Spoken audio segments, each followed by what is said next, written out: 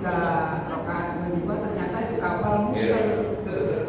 Itu gimana? Mesti patokannya takbiratul ihram, tapi saya ada takbiratul ihram pakai kompas. Pakai kompas ketika takbiratul ihram itu menghadap kiblat. Tapi ketika rakaat kedua bisa muter itu kapal. Jadi malah menggunakan kiblat ketika assalamualaikum. Gimana ya? Apa? Iya, jadi Patokannya takbiratul ihram atau secara keseluruhan? bukan yang patokan takbiratul ihram itu kalau sholat sunnah, ya sholat sunnah di kendaraan, ya. Gitu. Tapi ini hukumnya itu kayak sholat syiddatul khauf. Jadi hukumnya kayak sholat syiddatul khauf, artinya sholat di atas pesawat, sholat di atas kapal, sholat di atas kereta dan sebagainya itu ya sebisanya. Jadi sebisanya. Bisa, jangankan bisa sambil duduk ya, kereta menghadap ke timur, jalan ke timur kita sholat saja ya sudah. Ini namanya karena dikiaskan dengan syiddatul khauf. Nah, tinggal kita ini kan dari berbagai pendapat kita tinggal ikut salah satunya saja. Kalau ikut yang berpendapat ya sholat di atas pesawat itu dihormati waktu, ya berarti nanti harus ada. Kalau yang berpendapat sholat di atas pesawat tidak sah karena tidak di bumi, ya berarti nanti jatuhnya kodok. Kalau yang berpendapat itu pendapat bahwa mengatakan itu sama seperti syiddatul khauf, ya berarti sholatnya sah selama masih punya wudu maupun punya wudu atau tayamum. Makanya ada istilah faqih tauhid sama dagingul hadas. Jadi beda nanti implikasinya. Ya, yang dagingul hadas itu kayak orang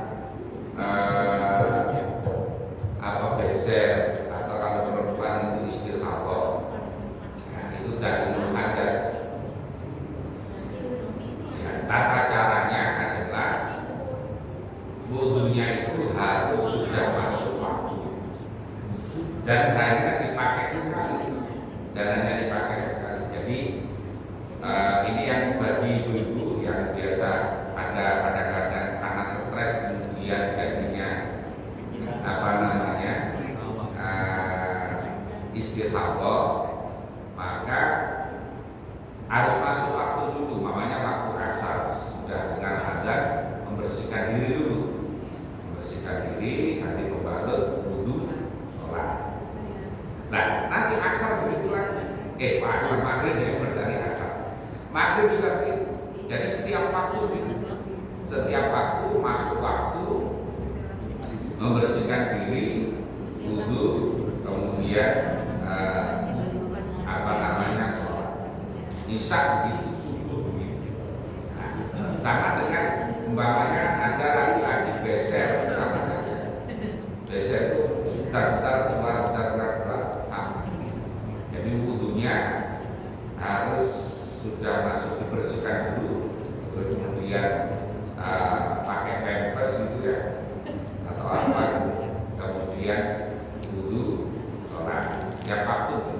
Nah, ini yang namanya dagingul hadas, sholatnya sah. Walaupun umpamanya tengah-tengah sholat itu terasa ada darah yang keluar, itu tetap sah. Itu karena namanya dagingul hadas.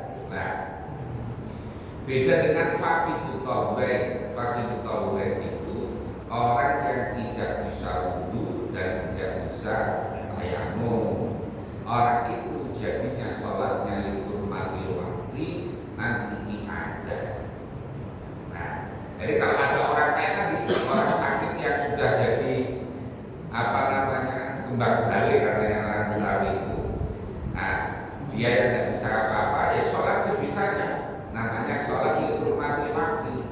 Ya, sholat lihurmati waktu. Nanti kalau sembuh dia diajak, kalau dia mati